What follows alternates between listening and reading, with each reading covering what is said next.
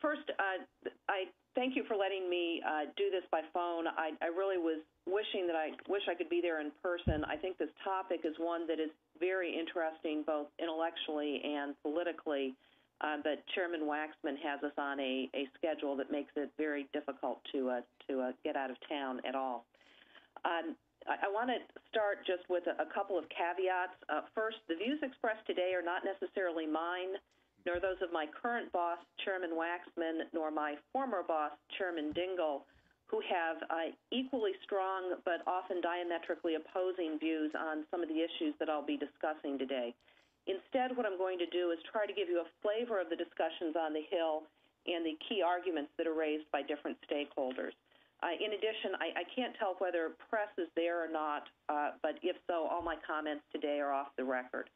I'd like to start by framing the question in a way that I think focuses the discussion on those issues about which there is disagreement on preemption.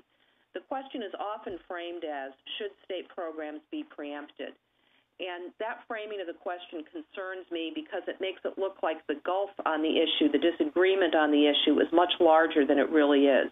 Makes it look as if someone is contemplating that states should have no role in addressing climate change. And at least up on the Hill, no one that I've talked to is arguing for that. There's actually widespread agreement that states, tribes, and localities will need to have very important roles. Addressing climate change is going to be one of the most difficult and I think most resource-intensive activities we've undertaken in the environmental field, and it's going to require resources from all levels of the government. The federal government acting alone couldn't address it even if it wanted to. And just a couple of examples where I don't think there's any disagreement or any sense that state programs should be preempted or local programs. One very easy one is building codes. Even if there are minimal federal requirements that have to be met to receive federal funding or allowances, I haven't heard anyone suggesting that more stringent building codes would be preempted by a federal law.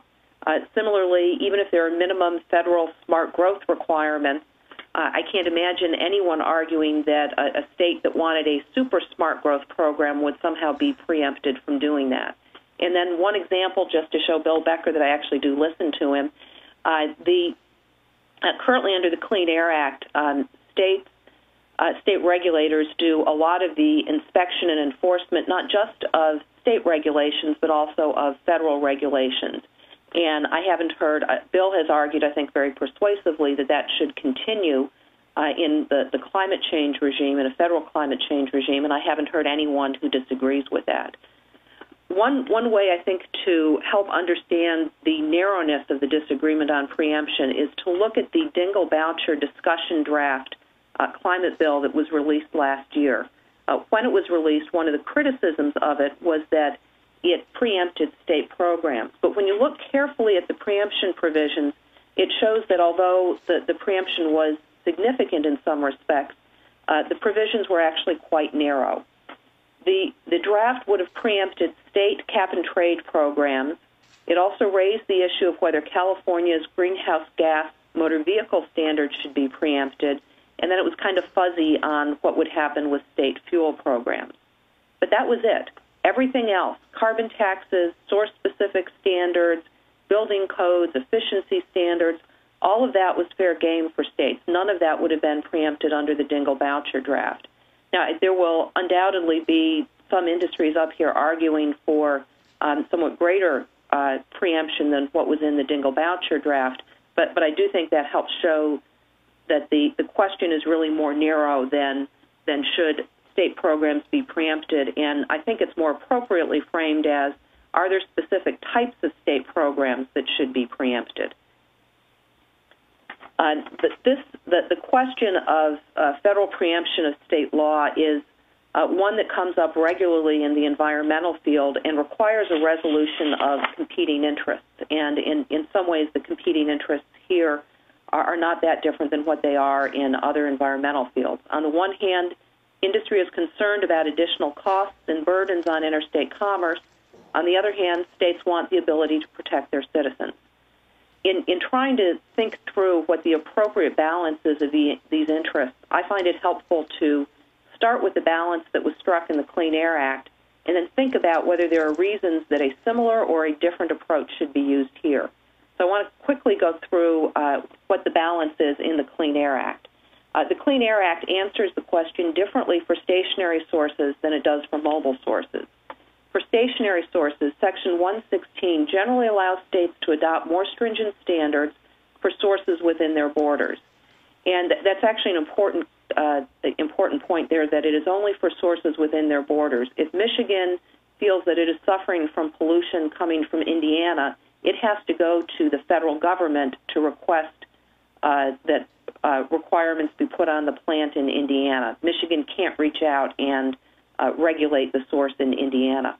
And one particularly kind of interesting twist on this came up in the context of the acid rain program, where the state of New York tried to, I don't want to get into all the details, but they tried to limit pollution that was coming from outside its boundaries through the use of putting some restrictions on the acid rain allowances, and the court found that the Clean Air Act precluded that attempt by New York to reach out and limit pollution from sources outside its state boundaries.